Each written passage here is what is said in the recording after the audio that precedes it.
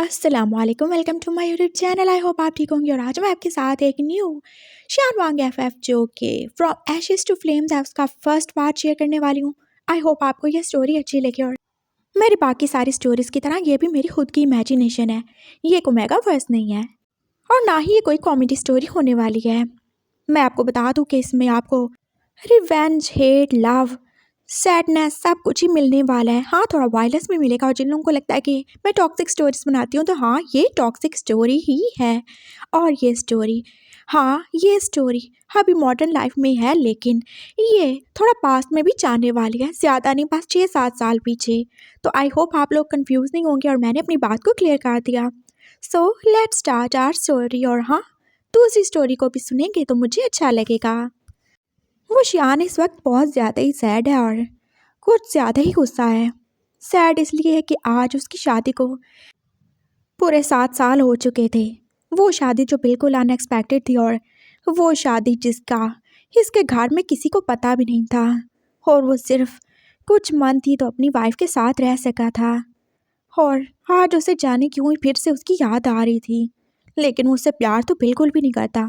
वो उससे नफरत करता है, चाहे वो मर चुके हैं, चाहे उसकी कितनी दर्दनाक मौत हुई है, लेकिन फिर भी इतनी नफरत होने के बावजूद भी जाने क्यों ही वो शियान को उसकी याद आ रही है। हाँ, वो बहुत मासूम था, बहुत ज़्यादा ही मासूम, और उसकी एज भी तो इतनी खास नहीं थी। वो पास 15 साल का ही तो था। उसकी वाइफ जैन जो बस उससे थोड़े टाइम के लिए मिला था और वो शियान ने कभी नहीं सोचा था कि वो अपने से इतने छोटे लड़के से प्यार करने लगेगा। वो कितना ही खुश था, वो तो उसे सब बताना चाहता था, लेकिन उसने गद्दारी की और फिर बिना कुछ बोले बिना कुछ कहे वो कैसे घर छोड़ के चला गया। और फिर उसकी लाश ही तो मिली थी, वो लाश जो बिल्कुल काट फाट चुकी थी, और वो शियान तो उसे देख भी नहीं पा रहा था। उसका दिल कितना ज़्यादा ही टूट चुका था। वो पास इन्हीं ख्यालों में गुम था और उसे खुद पे गुस्सा आ रहा था। आखिर क्यों वो उसे भुला नहीं पा रहा, क्यों उसे वो याद है। डैडा, आपने पूरे के पूरे 5 आंसू ज़ाया कर दिए और ये देखो 6 वाला भी ऑन द वे है। बात कर दो, इतना तो आप पानी नहीं पीते हो जितने आप ड्रिंक करते हो, ऊपर से रोए जा रहे हो। क्या हुआ, क्यों रो रहे हो? आपको मेरी मामा याद आ रही है ना, इसलिए रो रहे हो ना?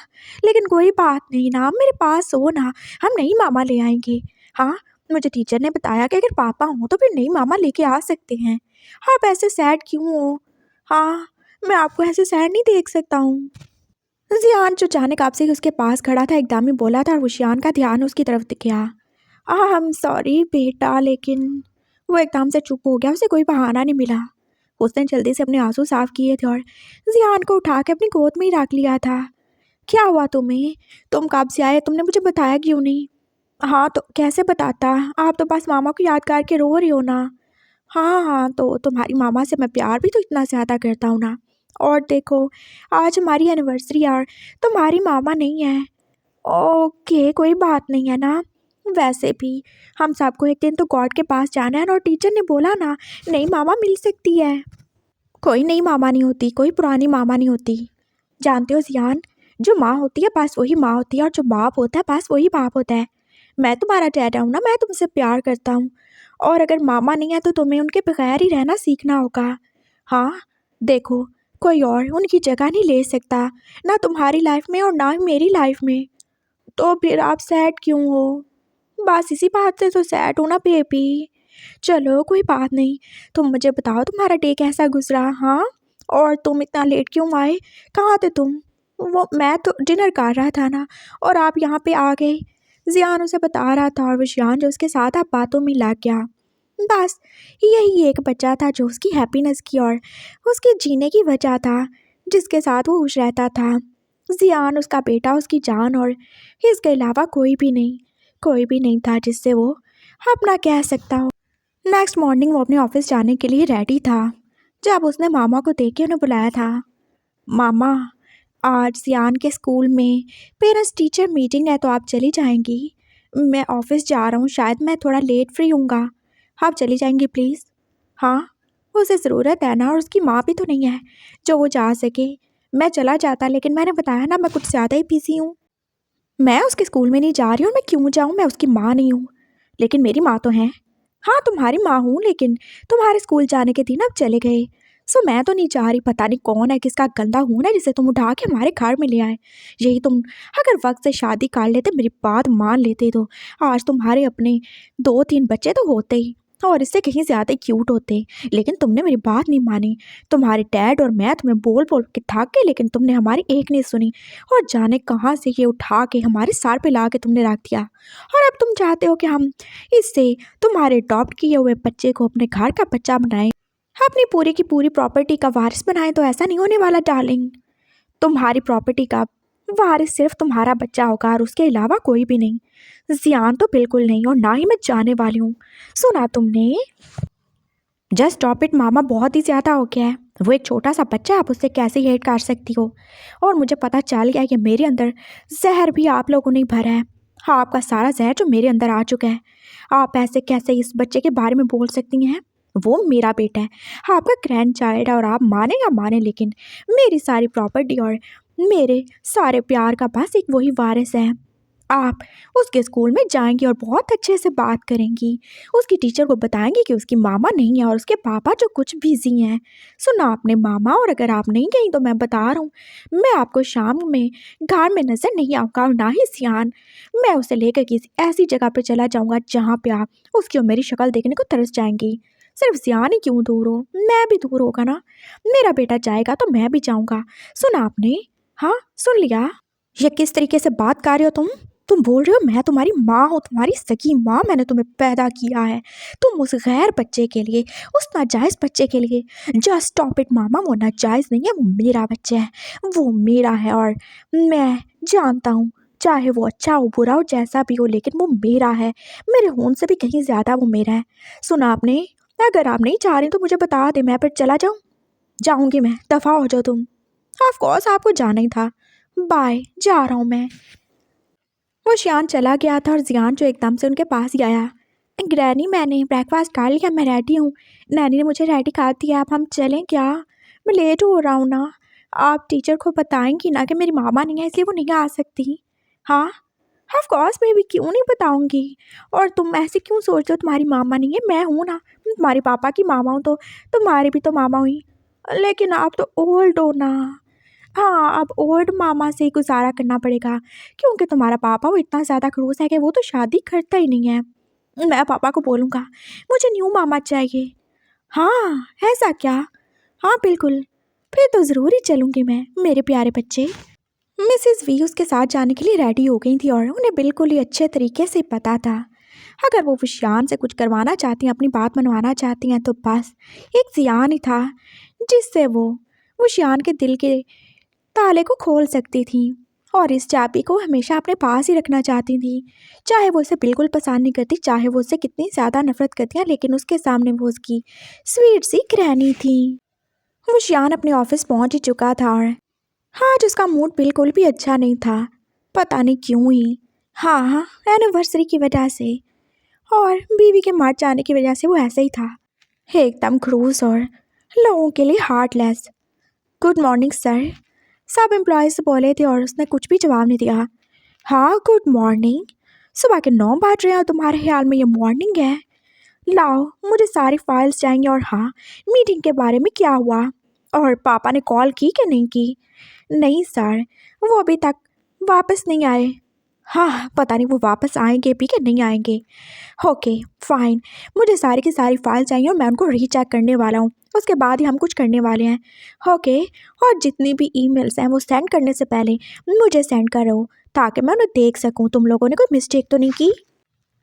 उसका सेक्रेटरी जो कि सारी की सारी फाइल्स ले के आया था, और ईमेल्स भी उसे थोड़ी देर तक मिल ही जाने वाली थी। सर एक्चुअली मुझे आपको कुछ बताना है, आज आपकी बहुत इम्पॉर्टेंट मीटिंग है। मीटिंग? वो तो मुझे पता है ना। नहीं सर, कुछ और। आपके वो यूनिवर्सिटी के फ्रेंड नहीं थे? किसकी बात कर रहे हो तुम? मेरे कोई इतने खास दोस्त नहीं थे। मिस्टर चैंग की बात कर रहा हूँ सर। वो बार बार कॉल कर चुके हैं और आपका पर्सनल नंबर मांग रहे थे, लेकिन मैंने नहीं दिया। बहुत अच्छा किया। क्या बोलता है वो? सर उनके घर में आज शाम को पार्टी है और वो आपको इनवाइट करना चाहते हैं। I don't like parties. Sir वो आप जाने, वैसे आप उनसे बात कर लीजिएगा। उनके पास हमारे ऑफिस का नंबर था, क्योंकि ये बिल्कुल चेंज नहीं हुआ, लेकिन आपका पर्सनल नंबर तो उनके पास नहीं था ना। ओके, तो मुझे उसका नंबर दे दो, मैं चेक कर लूँगा। उसने नंबर ले लिया था और अब वो चैंग को कॉल ही करने वाला था।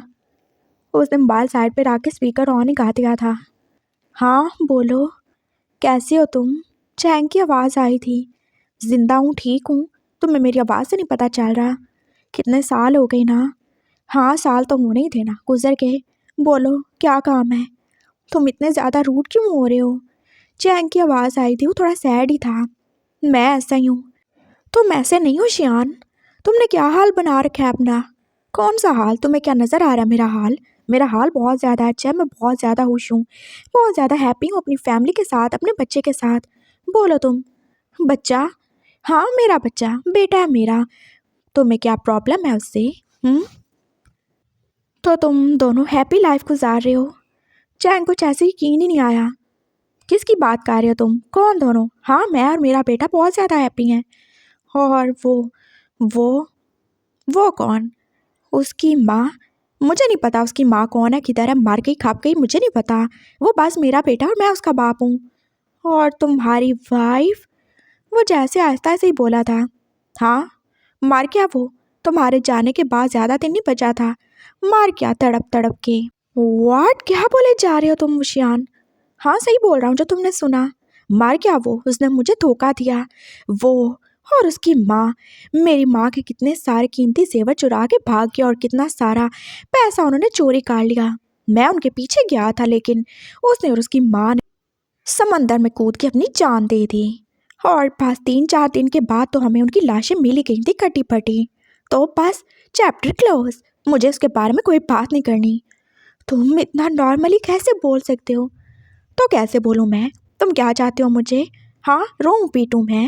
अच्छा था, उसे मरना ही था, और ये लोग यही डिजर्व करते थे। तुम बकवास करो जो तुमने करनी है। हाँ, वो मैं वापस आया हूँ, तो मैं अपने सारे दोस्तों को बुला रहा हूँ पार्टी पे। हमारे रीयूनियन के लिए। कॉलेज के और कुछ यूनिवर्सिटी के फ्रेंड्स हैं। तुम आओगे ना? Okay, I try. वैसे तुम जानते हो ना? हाँ, मैं जानता हूँ, आज ही के दिन तो। बस ठीक है, मैं ज़रूर आऊँगा।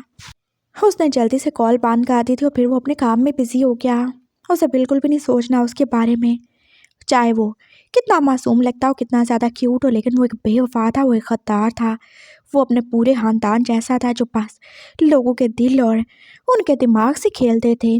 वो भी ऐसा ही था, किसी मॉन्स्टर की तरह, जो उसकी खुशियाँ खा गया, उसका प्यार खा गया, उसका पैसा ले गया और उसकी माँ की ज्वेलरी भी। हाँ, वो मॉन्स्टर ही था। अच्छा हुआ वो चला गया, और उसे याद करने का कोई भी फ़ायदा नहीं। वो अपने काम में इतना ज़्यादा बिजी था कि वो बिल्कुल भी उसके बारे में सोचना नहीं चाहता।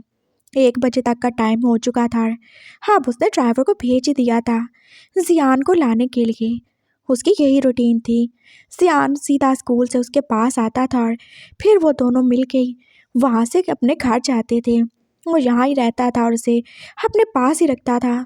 उसे किसी पे भी घर में भरोसा नहीं था, ना ही अपने सर्वेंट्स पे और ना ही जियान की नैनी पे और अपने माँ बाप पे भी।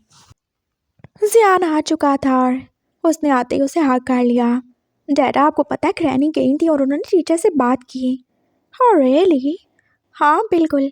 ओ मेरा बेबी कितना ज़्यादा हैप्पी है ग्रैना। हाँ, मैं बहुत ज़्यादा हैप्पी हूँ। और ग्रैनी ने टीचर से बोला वो बहुत जल्दी मेरे लिए न्यू मामा को अरेंज कर लेंगी। क्या बोले जा रहे हो तुम? हाँ, ग्रैनी ने तो ऐसे ही बोला था। तो मामा क्या दरख्तों पे लाग रहे हैं या फिर शॉप में बिक रहे होते हैं जो हम लेके आ जाएं? मुझे नहीं पता।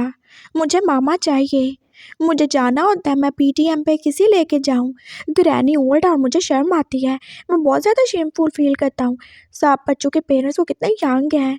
तो क्या तुम्हारे पापा नहीं? लेकिन मामा तो नहीं है, वो तो है ही नहीं।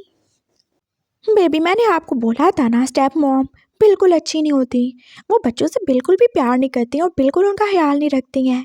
आप इतने ज़्यादा अच्छे हो, इतने ज़्यादा स्वीट हो, और डैडा आपसे बहुत ज़्यादा प्यार करते हैं। तो आप क्या चाहते हो? डैडा का प्यार आप में और उनमें बढ़ जाए? हाँ, ऐसा चाहते हो आप? नहीं, मुझे पता है मेरे डैडा बहुत मुझसे प्यार करते हैं। हाँ, लेकिन देखो, जब स्टेप मॉम आ जाएंगी तो फिर वो डैडा को आपके करीब नहीं आने देंगी। नहीं, ऐसा थोड़ी होता है। आप देखें, वो जो ग्रैनी है, क्या वो आपकी स्टेप मॉम है? नहीं, वो तो मेरी असल वाली मॉम है ना। हाँ, तो वो भी तो मुझे आपके करीब नहीं आने देती। तो आप कैसे बोल सकते हो कि सिर्फ स्टेप मॉम ही बुरी होती है और असल वाली मॉम नहीं? ओह, ऐसा नहीं है। वो बस चाहती हैं कि तुम पढ़ाई करो, तुम्हारा टाइम वेस्ट ना हो। ऐसा ही है डैड। नहीं तो वो मुझे क्यों बार बार रोकती हैं? हम यहाँ पे साथ होते हैं और घर जाके वो मुझे बस नैनी के पास भेज देती हैं। वो चाहती हैं कि आप रेस्ट करो। हाँ, तो इसलिए ना, क्योंकि वो मेरी मामा है, वो मेरी केयर करती हैं। तो फिर मेरी केयर कोई नहीं करता। मैं करता हूँ ना, लेकिन मामा जैसी केयर तो नहीं। मुझे मामा चाहिए। प्लीज़ डैडा, बस एक मामा ला दो, ज़्यादा नहीं मांग रहा हूँ मैं। अच्छी सी या कोई भी प्यारी सी मामा होनी चाहिए जो मुझसे प्यार करे और मेरे साथ अच्छे से रहे, जो ग्रैनी की तरह मेरा ख्याल रखे और थोड़ा सा आपका भी। ओके फाइन, मैं ढूंढूंगा एक अच्छी सी मामा जो क्यूट भी हूँ, काइंड भी हूँ और जो बहुत ज़्यादा स्वीट भी हूँ। लेकिन तब तक तुम ऐसे ज़िद करना छोड़ दो और हाँ, ग्रैनी की बातों को ज़्यादा भी ध्यान से सुनने की ज़रूरत नहीं है। अगर ग्रैनी तुम्हारे लिए न्यू मॉम लेकर आ गई तो वो मुझे फिर और ज़्यादा तुमसे दूर कर देंगी। फिर मुझे मत कहना, मैं तो फिर अपनी नई वाइफ के साथ बिजी हो जाऊँगा। फिर तुम्हारे और छोटे बहन भाई आ जाएंगे। फिर तुम्हें बुरा नहीं लगेगा क्या? बोलो। It's okay. नए बहन भाई भी तो अच्छे होते हैं ना। वो बोला था और विशान भी चुप ही हो गया। इसका कुछ भी नहीं हो सकता। उसने बस हाँ में सर हिलाया था और बाकी सारा दिन वो जियान के साथ ही था। उसने उसे पढ़ाया था, फिर उसे लंच करवा के थोड़ी देर सुला भी दिया था। शाम को वो उसे खुद ही घर लेकर आया था और उसके पापा जो अभी तक ही नहीं आए थे। उसने नैनी को अच्छे तरीके से बोल दिया था जियान का ध्यान रखे और जब तक वो सोता नहीं उसको रूम में अकेले छोड़ के मत जाए और किसी भी मेल सर्वेंट को उसके रूम में आने तो बिल्कुल मत दे। नैनी जो पास हाँ में सर हिला रही थी और उसने फिर से सारा कुछ दोहराया था। और हाँ, मामा को भी कोई ज़रूरत नहीं है यहाँ पे आने की। जियान डिस्टर्ब होता है। मैं जा रहा हूँ, मुझे कहीं जाना है। मैं जल्दी आ जाऊँगा, 10 बजे तक आ जाऊँगा और अगर थोड़ा लेट हो गया तो कोई बात नहीं। लेकिन मैं जब आऊँ तभी तुम दरवाज़ा खोलना, मैं जियान को अपने रूम में लेके चला जाऊँगा। समझ गई तुम? उसने नैनी को समझा दिया था और अब वो दोबारा से अपने रूम में चला गया था। जियान को गुड बाय किस करना तो वो बिल्कुल भी नहीं भूला और हाँ, वो जल्दी से रेडी होके चैंग के घर जा ही रहा था। उसका घर वही पुरानी लोकेशन पे था और चैंग जो उसे मिलकर कितना ज़्यादा ही खुश हुआ था। सभी लोग थे लेकिन उसने ज़्यादा किसी से बात नहीं की।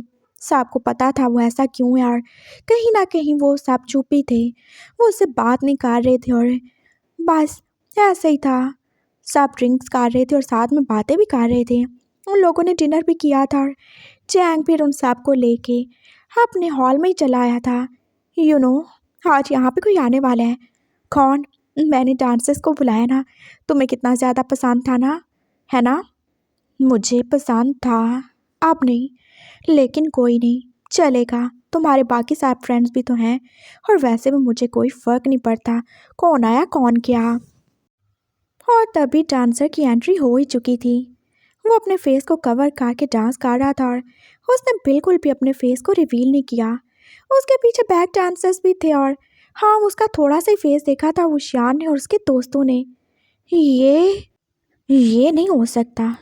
ये नहीं है वो मर चुका है। मैंने खुद उसकी लाश को देखा है और वो बिल्कुल भी ऐसी हालत में नहीं था कि वो बाँट सके। वो एक लाश था और उसके अंदर कोई भी जान नहीं थी। मछलियाँ उसका सारा का सारा मीट तो खा चुकी थी ना, वो बस बोन्स था। ये वो नहीं है।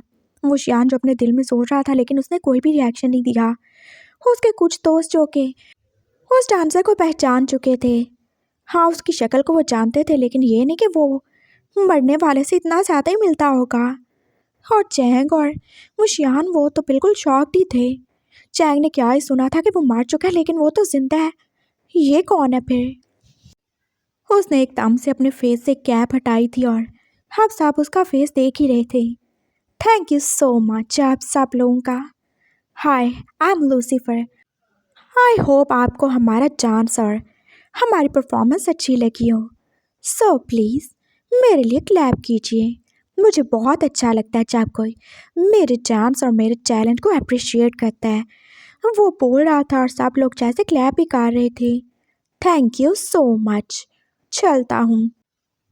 और हाँ, आप कभी भी हमें इनवाइट कर सकते हैं। और हाँ, और ज़्यादा अगर मुझसे मिलने को दिल बेचैन हो तो हमारे बार का तो आपको पता ही होगा ना। वो बोला था और फिर वो अपने साथियों समेत जाने लगा। वो शियान एकदम से ही उठा था और उसने जाके उसका हाथ ही पकड़ लिया। उसके बाकी साथी जो पास आगे चले जा रहे थे और उसका मैनेजर जो भी पीछे ही था। तुम जिंदा हो? ऑफ कोर्स मैं जिंदा हूँ, जिंदा नहीं होता क्या डांस करता मैं। तुम जिंदा कैसे हो सकते हो? तुम तो मर गए थे ना। Oh really? मैं मर गया और मुझे पता नहीं चला? हाँ मैं मर गया था और मैं जिंदा हो गया, लेकिन मुझे इसके बारे में नहीं पता। और वैसे भी मैं तो लूसीफर हूँ ना।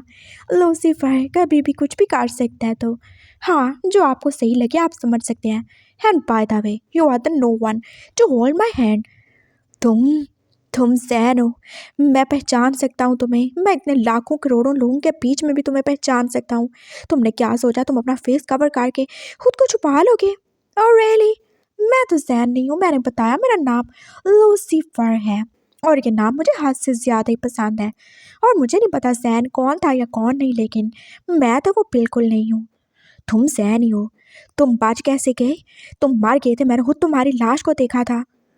मैंने बोला ना मुझे नहीं पता।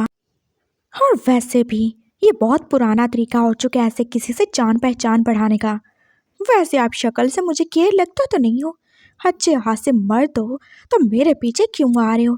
क्या आपको नजर नहीं आ रहा मैं एक नॉर्मल लड़का हूँ? मैं कोई गे नहीं हूँ, ना ही मैंने कोई लड़कियों वाली अदाएं दिखाई आपको। Just stop it and let me go. तुम ऐसे नहीं जा सकते हो। मैं पता चला के रहूँगा। ओके हाँ ज़रूर पता चलाइएगा। और हाँ, पता चलाने अकेले मत आना, अपने फ्रेंड्स को भी लेके आना। हमारे बार की कुछ अच्छी अर्निंग हो जाएगी। और हाँ मेरा डांस ज़रूर देखना। मुझे बहुत ज़्यादा शौक है डांस करने का। और तुम आसानी से मुझे ढूंढ सकते हो। तुम ये कह सकते हो कि तुम्हें मास्क मैन लूसीफर का डांस देखना है। बस तुम्हें थोड़ा ज़्यादा पे करना पड़ेगा, क्योंकि मैं इतना भी सस्ता नहीं हूँ कि कोई भी आसानी से आके मेरे मुंह लग जाएगा, मेरा हाथ पकड़ ले। तो पे करना और फिर मुझसे बात करना। Darling let's go. वो अपने मैनेजर के बाजू में बाजू डाल के जैसे चलने लगा था और वो शान जो से जाते हुए देख ही रहा था। ये इम्पॉसिबल है। हाँ दुनिया में एक ही शक्ल के कितने सारे लोग होते हैं, साथ तो होते ही होंगे, लेकिन क्या एक ही शक्ल के दो लोग एक ही इंसान की ज़िंदगी में आ सकते हैं, या फिर दोनों एक ही सिटी में पाए जा सकते हैं? ऐसा तो बिल्कुल भी नहीं होगा। वो एक सिटी में एक कंट्री में नहीं होते, वो अलग होते हैं या फिर अलग टाइम पे होते हैं। ये नहीं हो सकता। उसे अच्छे तरीके से पता है जैन मार चुका है, लेकिन ये लूसीफर ये जैन जैसा क्यों लग रहा है? और अगर जैन आज जिंदा भी होता तो वो सेम इसी की एज का होता। हाँ वो इसी की एज का होना था, कम से कम 22 साल का तो होता वो। लूसीफर चला गया था और वो शान के दिल में जैसे बेचैनी बढ़ती जा रही थी। ये कैसे हो सकता है? चैंग उसके पास आया था। तुमने तुमने कहाँ से बुलाया से? अरे वो मेरा सेक्रेटरी है ना, उसने उसने कॉल की थी। बुलाओ उसे, जल्दी करो, मुझे इनका एड्रेस चाहिए। वो उसके पास आए थे और फिर उससे एड्रेस भी ले ही लिया था। क्या हुआ सर? तुम लोग कब से जानते हो इन्हें? वो उसके सेक्रेटरी से पूछ रहा था। मुझे नहीं पता, मुझे तो अपने दोस्त ने बताया था ना मेरे। उसने बोला था कि वो बहुत अच्छा बार डांसर है और वो बहुत ज़्यादा एटीट्यूड में रहता है। वो कभी भी ज़्यादा लोगों को अपना फेस रिवील नहीं करता और वो हमेशा खुद को छुपा के रखता है। हाँ उसे डांस करने का शौक़ है, लेकिन वो ज़्यादा किसी से फ्री नहीं होता। और शायद उसकी और उसके बार के मैनेजर की इंगेजमेंट हो चुकी है। बस मुझे इतना ही पता है, और तो कुछ नहीं पता। क्या उसने मिसबिहेव किया? नहीं कुछ भी नहीं किया। Thank you so much.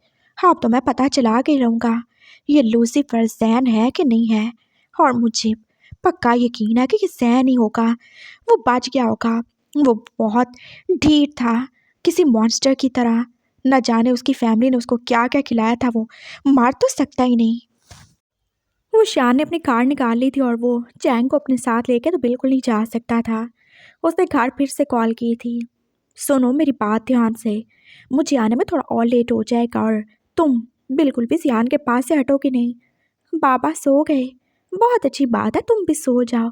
और हाँ, खबरदार जो मेरे बच्चे के करीब होके सोई हो तुम, नीचे कारपेट पर सो जाना, अपना बिस्तर अलग से लगाना, खबरदार जो तुम्हारे गंदे हाथों ने उसे टच किया हो या तुम उसे हक करके सोई हो।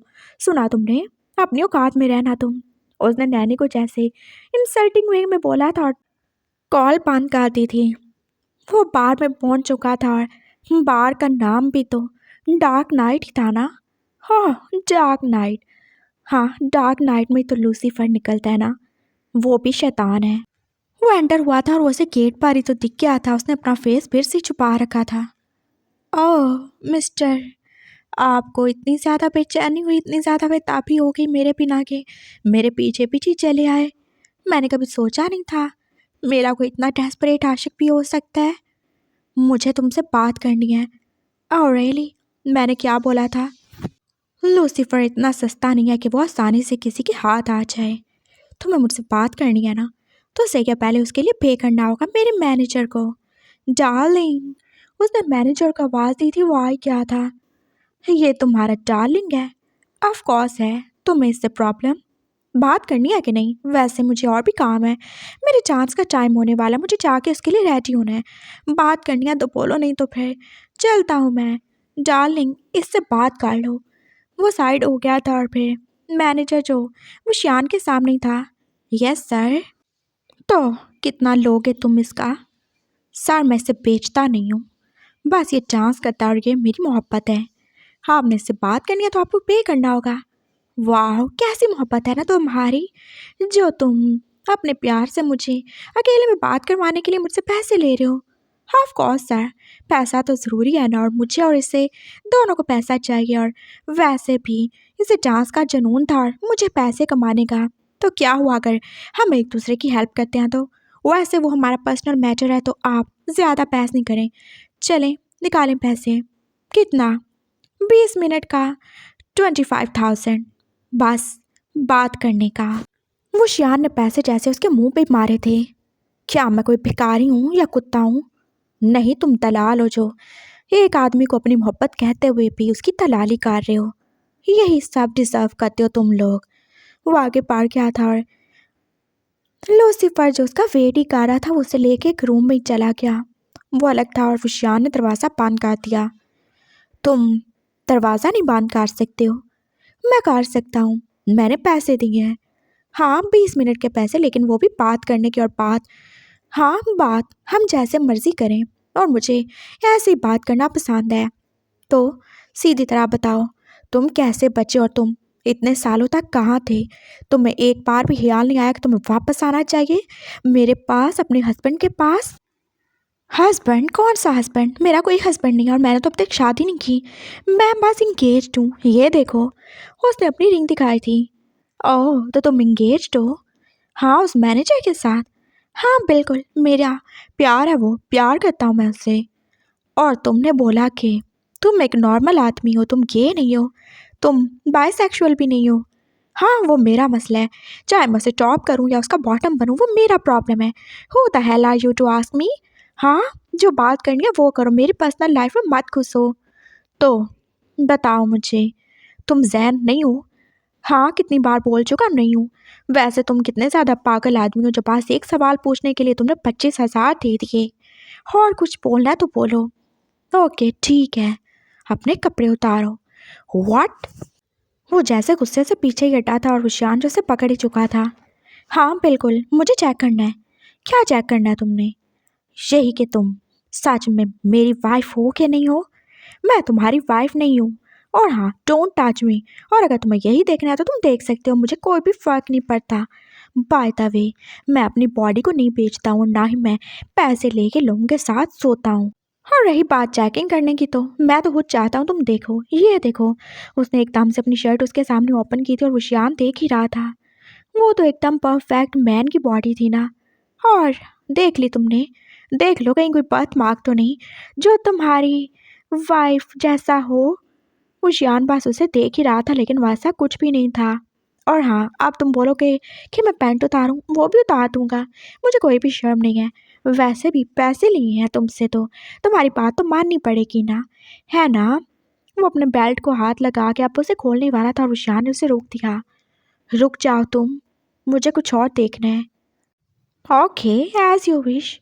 बस मेरी बॉडी के साथ कुछ नहीं कर सकते तुम। मुझे करना भी नहीं है। हक करोगे मुझे? हाँ, इसके 5000 अलग से लगेंगे और किसके लिए 10,000। ओके, पे कर दूंगा मैं। उसने एकदम से उसे अपने करीब किया था और अपनी शर्ट जो फ्रंट से वो ओपन कर ही चुका था। आज वो वही करने वाला था जो वो जैन के साथ करता था। उसने एकदम से उसे हाँ किया था और उन दोनों के दिल के बीच में बस उनकी चेस्ट थी और कुछ भी नहीं। दोनों एक दूसरे की दिल की धड़कन को जैसे फील ही कर सकते थे और मुशियान ने अपने होंठ जैसे लूसीफर के होंठों पे राख ही दिए। अब वो ज़रूर ही रिएक्ट करेगा। अब ज़रूर उसका दिल वो और तेज़ भागेगा। अब ज़रूर ही उसकी आंखें झुक जाएंगी और अब ज़रूर ही उसके होंठ कांपने लगेंगे। अब ज़रूर ही उसकी बॉडी हॉट हो जाएगी और उसके गाल जो बिल्कुल लाल टमाटर की तरह हो जाएंगे और फिर वो पकड़ा जाएगा। फिर वो शियान को पता चल जाएगा ये कोई लूसीफर नहीं है, ये उसी का जैन है। वही धोखेबाज बेवफा मॉन्स्टर जैन जो पता नहीं एक नॉर्मल इंसान था भी कि नहीं, लेकिन जो भी था वो शियान का प्यार था और आज उसे उसी प्यार को टेस्ट करना है कि वो जैन है या लूसीफर।